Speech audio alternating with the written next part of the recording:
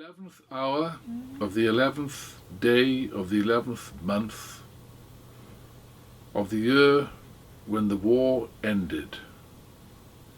Armistice Day, the moment when the guns fell silent over the battlefields of Flanders, of the east, of the west, of the north, of the south.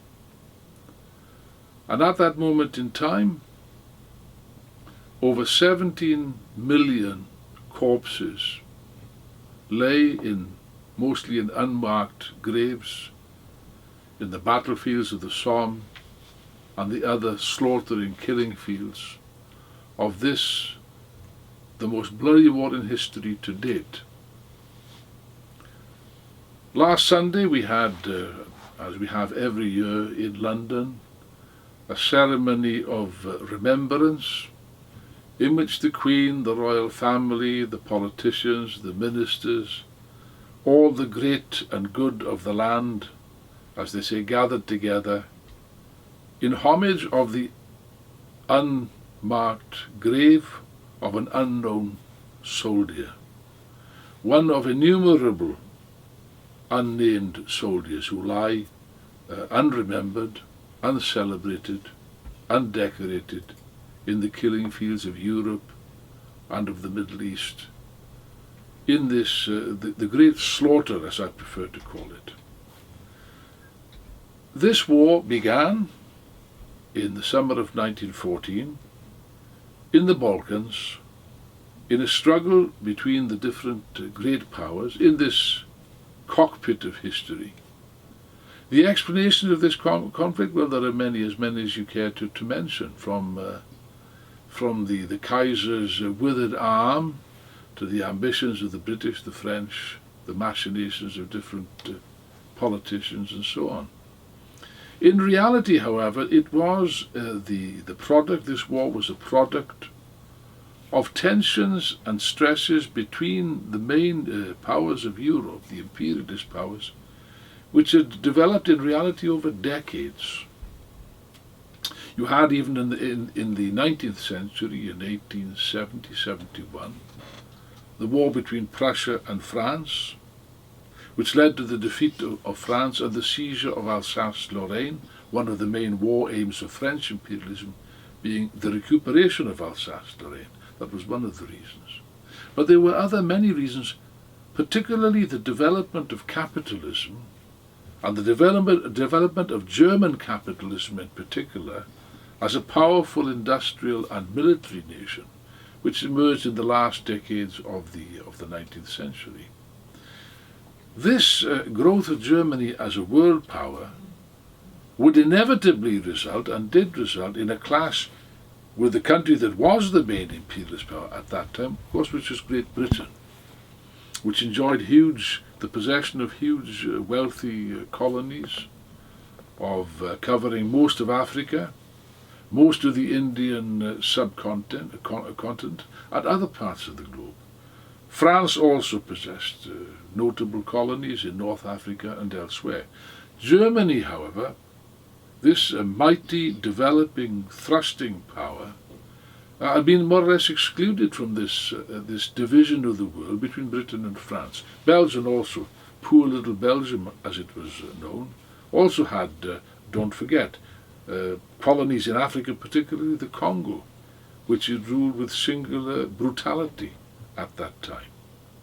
Germany, as I say, was excluded from this, and therefore was striving to establish itself as a world power, and in the first instance as a European power. Its aim was neither more nor less than the domination of Europe.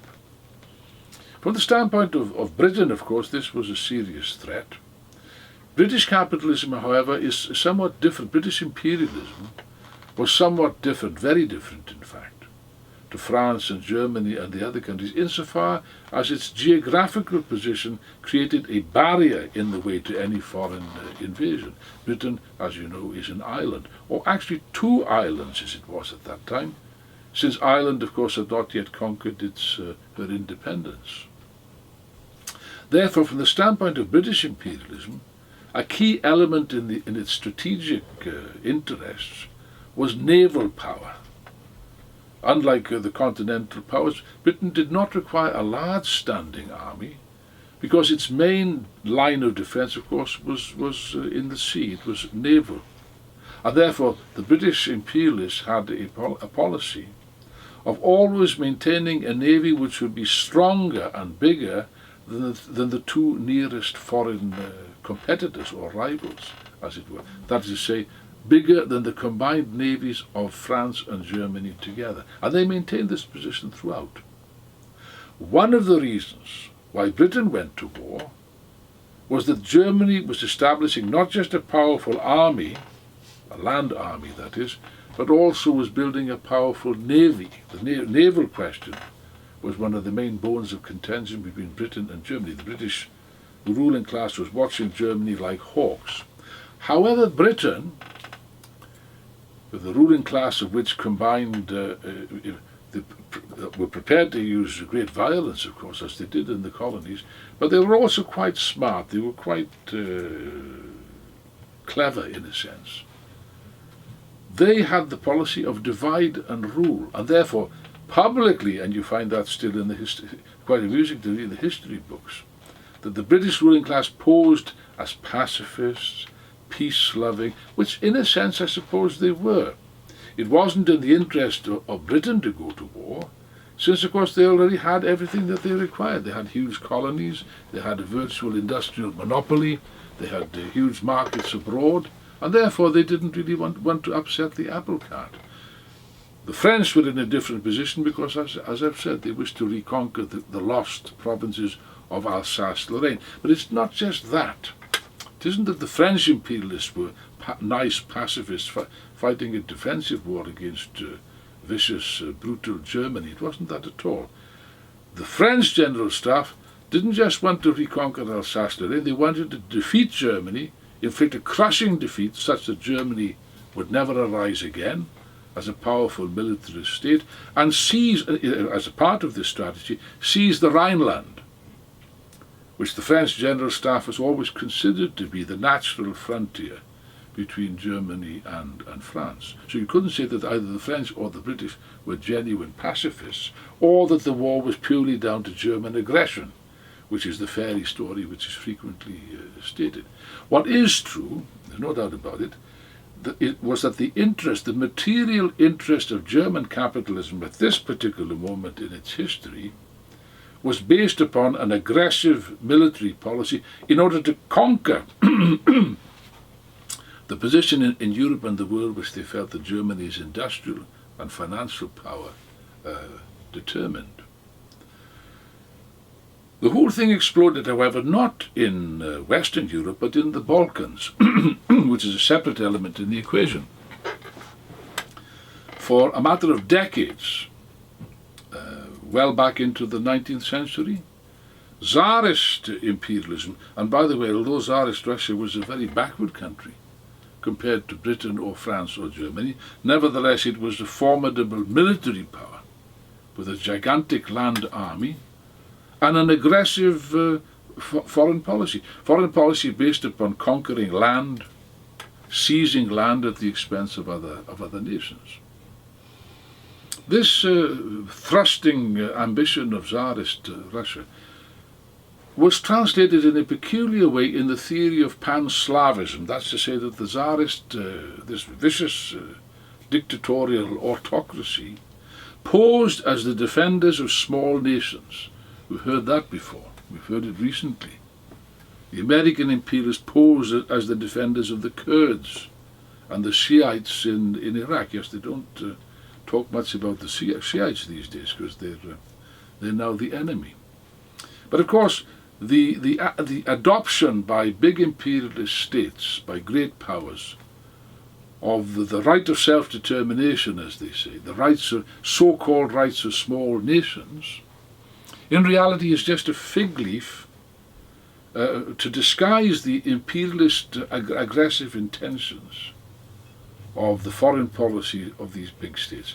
In the case of Tsarist Russia, they espoused theoretically the interests of small Balkan Slav nations, particularly the Serbs, also the Bulgarians at a certain time.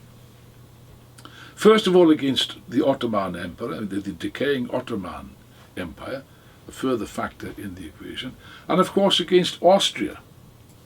The ambitions of Tsarist foreign policy in the Balkans brought Russia into direct confrontation with another great power, another old and decaying great power, that was the Austro-Hungarian Empire, which had their own ambitions in the Balkans, particularly in Bosnia, which they seized control of, direct control of, shortly before the First World War. Serbia and Austria were engaged in a terrible power struggle, particularly after the two Balkan Wars. There were two Balkan Wars, which prepared the way for the First World War, in which Serbia emerged victorious. Bulgaria was defeated in the process. But that's another contradiction in this sea of contradictions, which combined to create the great slaughter which began in 1914. The assassination of the Crown Prince of Austria in Sarajevo in the summer of 1914 was merely a pretext. It was an accident in the philosophical sense of something an event which might or might not have happened. But accidents, as Hegel explained dialectically, necessity often expresses itself through accidents. It's frequently the case. The assassination of the Crown Prince was of course, an accident. What would have happened if the revolver had misfired or the assassin had missed his target, which nearly occurred, as a matter of fact? Would that have prevented the First World War? Of course not. Of course not. The assassination of the Crown Prince in Sarajevo did not cause the First World War. That's a very superficial and false argument. But it was the accident through which necessity expressed itself. It was inevitable that these great powers were going to come into direct conflict over one issue or other. As a matter of fact, there were a whole series of incidents prior to 1914 where they almost came to blows. The Agadir incident, the Morocco incident, an indication of German ambitions to oust the French from control of Morocco, almost led to the outbreak of hostilities, but they pulled back at the last minute because they weren't yet ready to enter the conflict. The events in Sarajevo, however, acted as a catalyst, as a detonator to this gigantic powder keg which had been created. It had been built up in reality over years and decades. Finally, this reached its tipping point, as they say. That point in which quantity becomes transformed into quality. The Austrian General Staff used this as a convenient excuse to attack Serbia, which in turn provoked the Russians into organizing a general mobilization, which in turn caused a direct conflict with German imperialism, which sided, of course, with Austria. And therefore, these events, small in themselves, because the assassination, although it made the headlines at the time, it didn't necessarily mean that there was going to be war, but the conditions were there, and therefore it did lead to what was called at the time the Great War. That's what it was called. I've got a book in my house with that title, The Great War. Nothing great about it from the standpoint of the working class. Or it was also called the Great War for Civilization, I beg your pardon. The Great War for Civilization, or the War to End All Wars. Well, that sounds very ironical in view of what happened subsequently. I personally prefer to call it the Great Slaughter, the great imperialist slaughter which led to the deaths, at least, of 17 million people, and a further 20 million wounded, injured, blinded, limbless, the war veterans which subsequently were reduced to begging for a slice of bread on the streets of Europe when the slaughter had finished. And all the talk about glorious, heroic deeds and so on, it was just an excuse, a fig leaf to cover the naked, imperialist, aggressive ambitions of all the powers. It's wrong to point the finger just at Germany, although Germany, of course, did have an aggressive policy. So did all the others.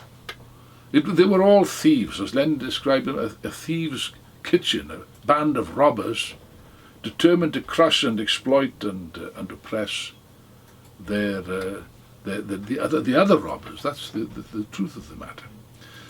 But of course, that was not immediately evident to the masses in any of the countries. It wasn't clear. If I might be permitted to make a personal observation, one of those who flocked and volunteered, who flocked to the flag, to the army, in September 1914 was my grandfather, George Woods, who was a young metal worker at the time, a steel worker from South Wales. Attracted to the army as a volunteer. They were all volunteers, by the way. There was no conscription at that time. It was a voluntary affair. And it's true that a large number, hundreds of thousands of young men, like my grandfather, flocked to the armed forces on the basis of the imperialist propaganda, the patriotic wave that swept society. It always sweeps through any society at the beginning of any war. The flag waving, the patriotism, the handsome uniforms, all the rest of this nonsense. I well remember as a child that my grandfather had a tattoo on his arm of a lady with a shield and a helmet and so on. I didn't realise who this lady was, but of course it was Britannia, the symbol of British imperialism, if you like. And therefore, clearly my grandfather had this tattoo done when he was in the army in France, like many others, indicates that at that time he had a patriotic mentality. I also have in my house a large family Bible with my grandfather's war record in it, which indicates that he was profoundly religious, like many people at that time.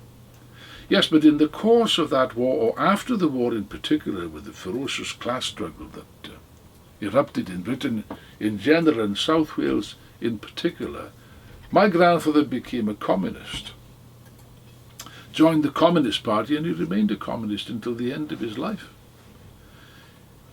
He joined the army, as I said, in September 1914, and remained in the army, if I'm not mistaken, until May 1919. The war ended in November 1918, 101 years ago.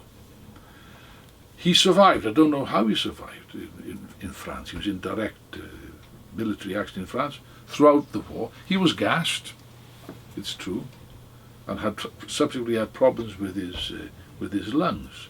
But he survived at least, which of course millions of others did not survive.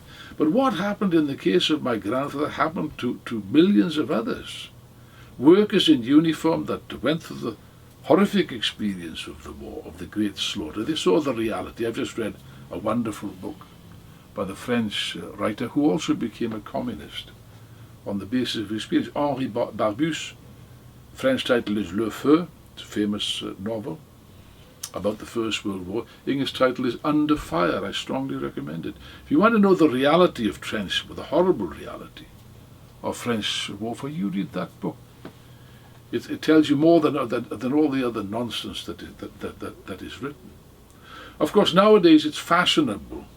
It wasn't so fashionable at the time, but nowadays it's fashionable to weep crocodile tears about the terrible waste, the terrible loss of human life. Yes, of course, there was a terrible loss of human life.